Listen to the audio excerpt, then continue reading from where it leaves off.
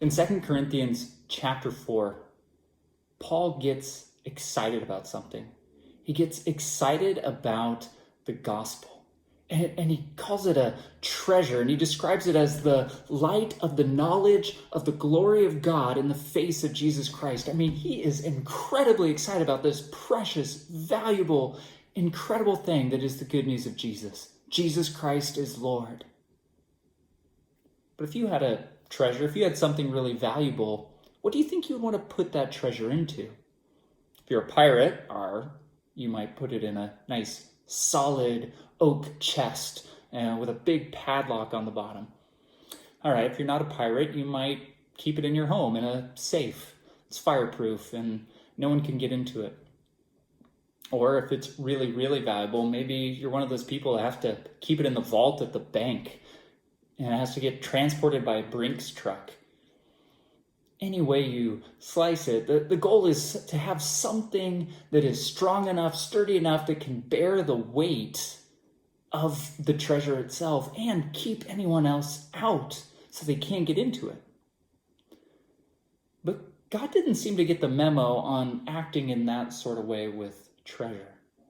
Instead, Paul's going to tell us that God has placed his treasure into human weakness and frailty. And here's our key verse. 2 Corinthians 4, verse 7.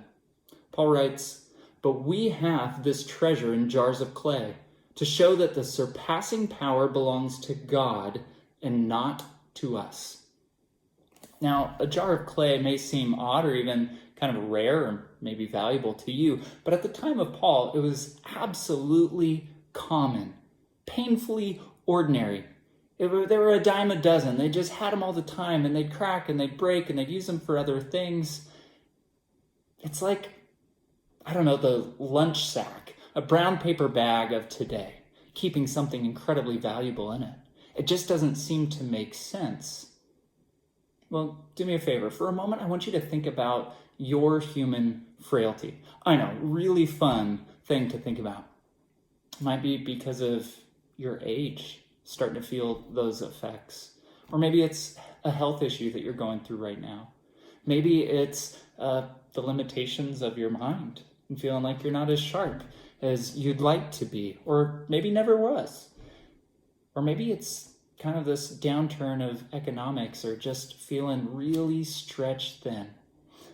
Well, no matter what your circumstances are, I want you to rest in this truth, that in our weakness, when we're able to proclaim Jesus is Lord and shine that light on him, in that moment and in your life, God is shown to be powerful.